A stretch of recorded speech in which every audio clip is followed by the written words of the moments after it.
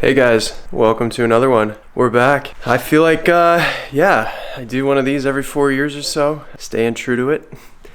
Right behind me, we have the Golf R in stock form. I took everything off. We're talking even the paint protection film on the hood. So that's been done.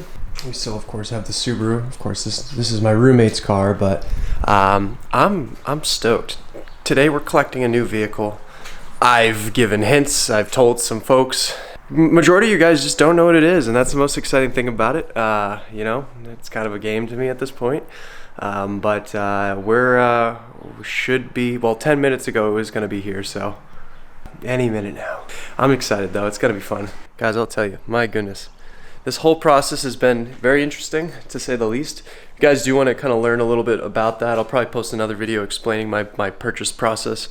It's of course a used vehicle, I'm not buying anything new. New cars are not very exciting nowadays. So yeah, if you guys remember, it was about 2 months ago, I put together a quick poll to have you guys vote on what the next car should be. Kind of put the power in your guys' hands, and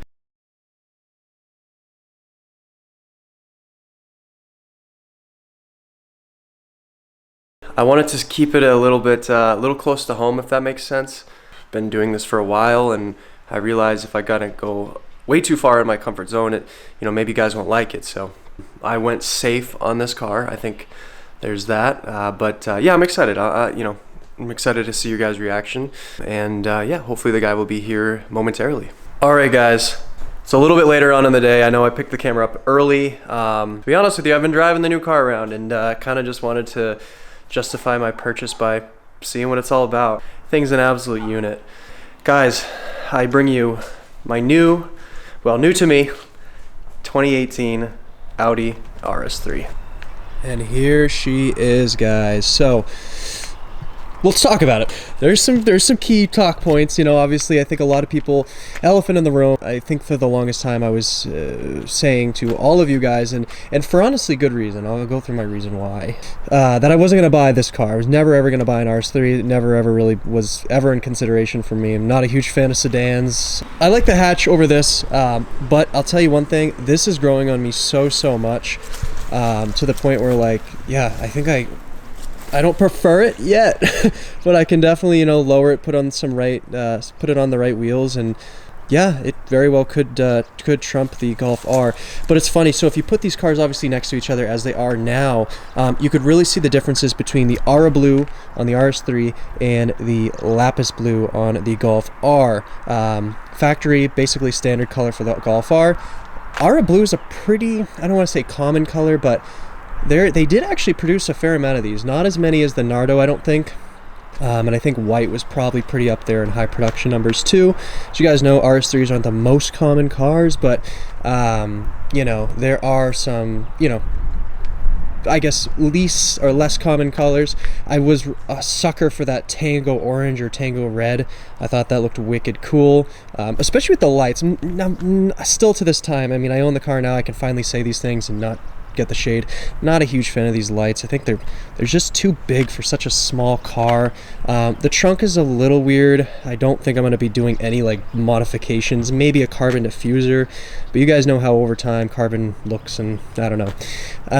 But yeah, enough kind of complaining about it. Yeah, guys, I bought an RS3. It was definitely a little bit of a I don't want to say impulsive decision, because I did want to get another car. I wanted to get out of the Golf R and kind of elevate the channel, the brand, and you name it. So elephant in the room too, I guess, outside of the other things that I mentioned, is I don't have a front RS3 badge. I actually just got that. The car is a 2018 Audi RS3. It's equipped with pretty much everything minus the red inlays, or I guess the red inserted trim on the seats and seat belts or whatever. So it's got pretty much all the bells and whistles you need, I guess, for a 2018 model.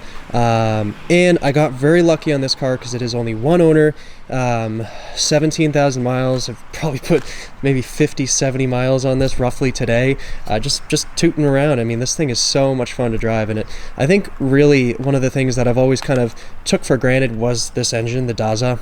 The Daza is just such a slept-on engine. I don't think anything really sounds or behaves like this power plant. I mean, it's It's extremely responsive. It revs out really nice. It's completely different from the Golf R. This thing is a torque monster. This thing is fast. It accelerates great. The DQ2 or DQ381 in this is really nice. However, this just takes all of the really good things in this car and just takes it to the next level.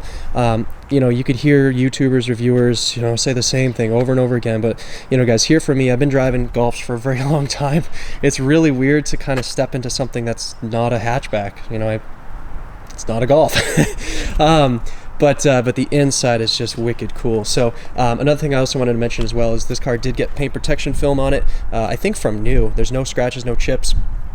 And it's only on the front. Now, one of the things I will have to do is probably either poke the holes, and you guys can advise, some of you gurus, detail gurus, whatever, if I should be able to release the moisture, the air that's in here.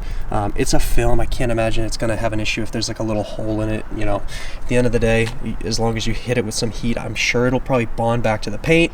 Otherwise, I'll probably get that re-PPF'd. But yeah, so my goals with this thing, I got to drop it. It's on stilts right now. Probably gonna slap on some controversial black wheels. I know not everyone likes black wheels. It kind of takes away from the look of the car, but I promise you,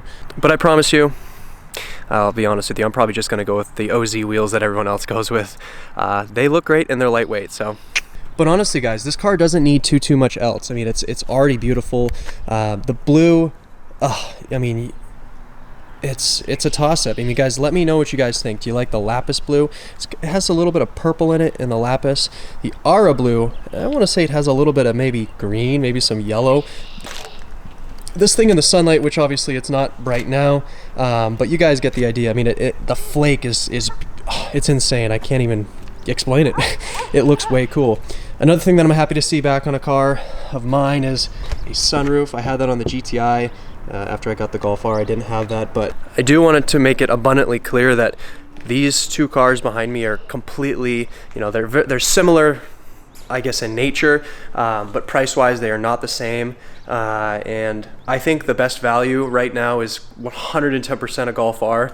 The RS3 is just for people who have maybe, I don't know, hit their limit on MQB. I think that's a no-brainer. I mean, the RS3 is kind of the god of MQB. You guys know me. I've been doing this platform since 2016. It's 2024. It's almost 10 years of MQB. Pretty insane to think that, you know, I'm back in, well, not back, I never really left. I still own this car and I need to get rid of it. So if anyone's interested, this car will sell as is. It's pretty much stock. There's stage 1 ECU, TCU tune. I'll leave it tuned, otherwise I can flash it back to stock, whatever is preferred. Stock exhaust, stock downpipe, stock intercooler. It's going to come with the IE intake. It's on VWR lowering springs, which is pretty conservative low. I plan on replicating this low on the RS3. As you can see, it needs it. But yeah, no, you guys, the car, I'm going to give it a nice wash, but fortunately, Golf R, the RS3 is going to take your garage spot, and you will be in a new home soon. So I guess that's maybe a fortunate thing. I'm going to be sad to see this thing go, guys. I love this car. This is so much history, so much, even more so than the GTI. The GTI was great. I think that was a really, you know, great way to kick off this channel and kind of do, you know, spawn this thing that I do now, that I, you know, really do enjoy doing. That's obviously why I acquired this car. I could have ended YouTube. I will not deny it is some stress on my life.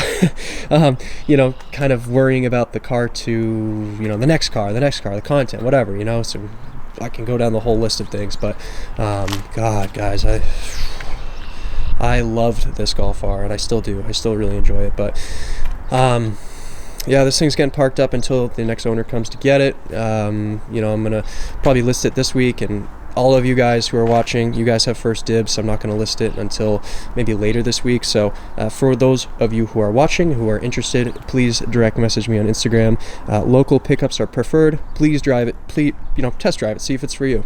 It's really a great package, and I'll list it at a pretty competitive price. It's priced to sell. So, but you. So yeah, let's go around some of the other things. So I know I haven't really jumped inside yet, but your standard RS3, We went with, of course, as I mentioned, I didn't go for the red piping. I don't think the red would have suited the paint so well. In fact, it's kind of driving me nuts with the red brake calipers. I might actually switch the brake calipers out to maybe gray or black. Maybe a lighter color, I don't know, maybe like chalk gray or something to kind of, you know, I like when everything's kind of the same, you know, style. So if this is white and white piping and whatever, kind of wouldn't mind if the brakes were not red. So one of the things that right off the bat that you notice once you're in this thing, the seats are great, they look beautiful. They're not the most comfortable. I've heard this from actually some sport seat owners themselves. I actually personally don't mind that this car is that the seats are manual adjustable. You know, that's fine. They look super cool for anyone getting in this car. It's obviously a really cool experience, even myself. Smells new in here too. I mean, the car is a 2018 with 17,000 miles. That is very impressive. You don't really see that too much, but I like it in here. I mean, there's a couple things I'm getting used to. I don't know if this even has lane keep assist. I know it has like lane assist.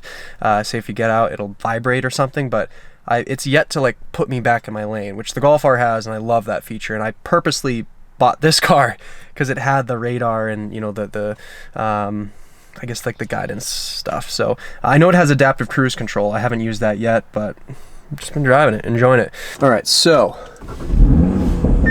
it has such a cool burble sound when it starts up. It's just this pop, pop, pop, pop. Well, I'll probably end the video there, but I really appreciate you guys for staying tuned, you know, getting me to this point where I'm able to do these types of things. It's unbelievable. It's something that I'm very grateful for, and I never will ever overlook that. So yeah, we'll leave it at that. But thank you guys again for staying tuned and kind of you know, being with me for as many years as you guys perhaps have been watching, and we'll catch you guys in the next video. Peace and love.